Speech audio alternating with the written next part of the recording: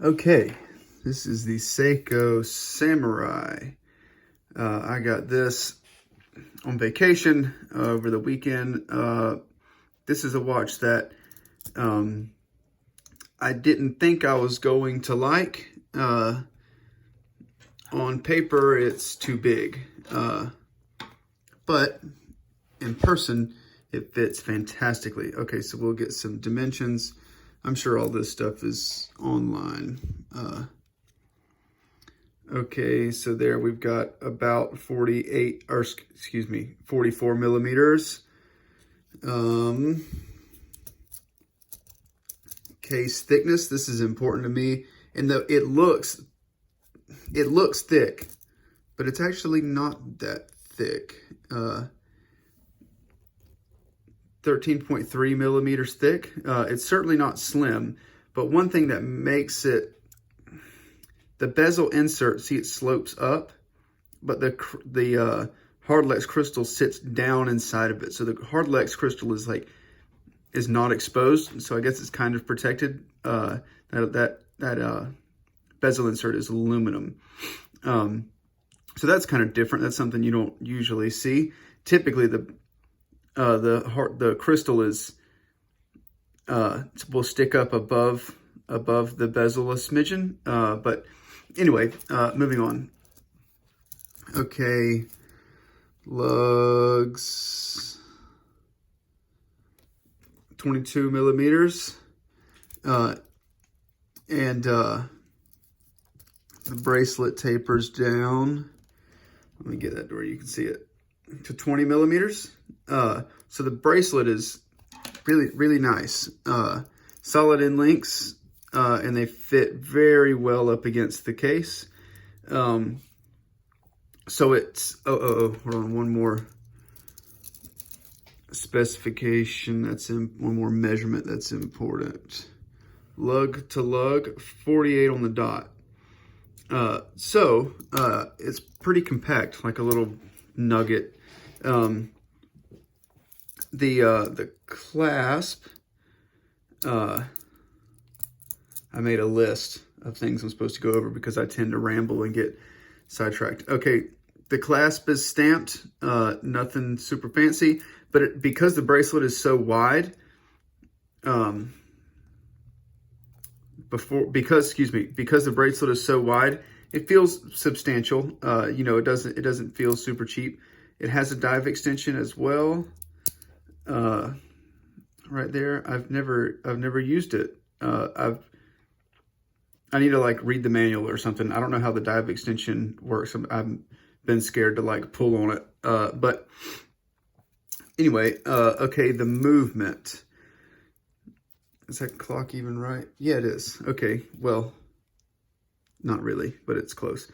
It's not the watch's fault. Last time I said it, I probably was hasty. Okay, I'm gonna shut up so you can hear all this. So I'm gonna unscrew. Sorry, my hands are so dirty. I've been doing some work. So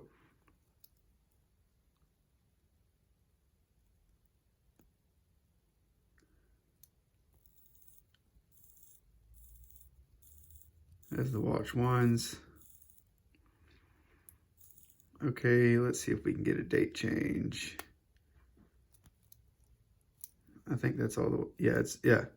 Okay, so this movement, by the way, 4R35, it says it down there at the bottom, 4R35. So it hacks and hand winds and feels really, really good from the crown. The crown feels good and sturdy. The movement feels solid to operate. Okay, so you saw the movement start at what, 10:15, it started to shift.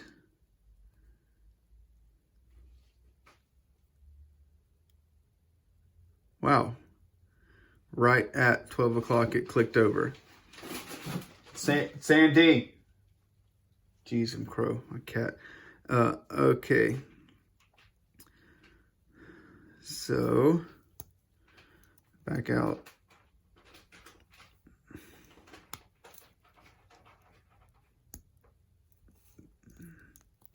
Let's see if I can Gosh dang it, I keep clicking both.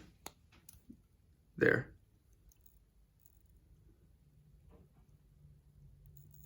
No, that's not right either.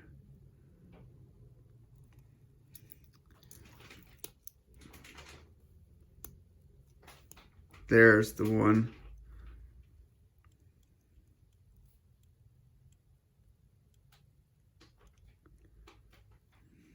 Yeah. So it works just like you would expect it to. And it threads back on very easily. No inclination of a cross thread. Which I was kind of surprised. I thought this Seiko movement would kind of feel flimsy, like the SKX movement. That's kind of garbage. Okay, the bezel. It's aluminum insert. It has these really good looking knurled. It's not coin edge. It's like, I don't know. It's tough to explain, but it has the same kind of thing on the crown. I'm really happy with how it lines up. And its action is, it's 120 click, and the action is good. Excuse me. It's not too stiff, like a lot of my watches are. The action is good, but the bezels are very tight. You know what I mean? It takes, you got to fight with them. Okay, went over the clasp. The bracelet, when I talked about the bracelet. So to size this bracelet, these watches have a pin and collar. So instead of like the folded cotter pin type thing that you get with an SKX, this is a solid pin, and there's a collar that fits in this center link, in one side of this center link. I don't remember which it was, but you'll see when you take the link apart, in either this side or this side, the hole is bigger around. So there's a collar. Seiko calls them pins and pipes, but basically it's C-shaped like this, and it slides into a depression in one side of this center link.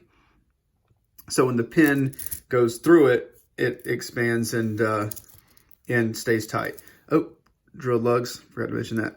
Okay, so when you're sizing these bracelets, if you're not expecting that, you'll push a pin out and that little collar will fall somewhere, and it's tiny, tiny, tiny, like so small that you have to use tweezers to put them back in. Like you can't pick them up with your fingers. So that's important to know. Okay, let's get some macro shots.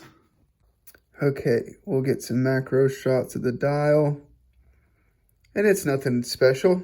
The indices are applied. It is nice and clean. You can see there's, heaps of lume. And we'll do a lume shot in a hot second. 4R35. That's the movement that's in it. The hands, see how they're like painted flat blacks. They're not glossy. Okay, let's look at the finishing on this case, because there's a couple things. It's not super sharp, finely done like some Swiss counterparts. It's not bad, but the whole case is, for the most part, the whole case is brushed. I'm going to set this camera there so I'm not so shaky. So the whole thing is brushed, which is okay. I'm okay with that. But you can see that it's not, the lines aren't super sharp. But, it's not a dress watch. So, they're a little better on that side. Okay. Okay, now I will charge this guy up and do a little lume shot. Okay, so we did the dimensions, we covered the movement, the bezel, the clasp, the bracelet, got some macro in there, case finishing.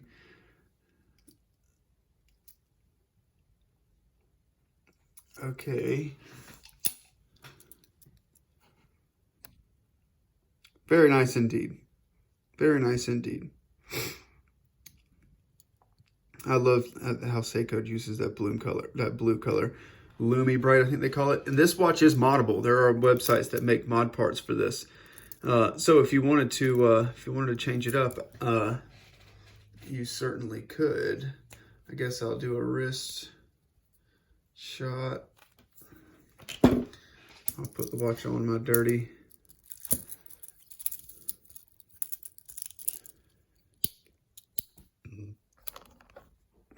See, not big at all. Excuse my mess. Not too big at all. On paper, I thought this watch was gigantic, but it's not so bad. Uh-oh, come on, stand up. That brings me to another point. This is my next little project. Pretty rare little Victorinox pre-1996. Pretty old, pretty rare. I'm getting it cleaned up and on the market. Okay, that is all.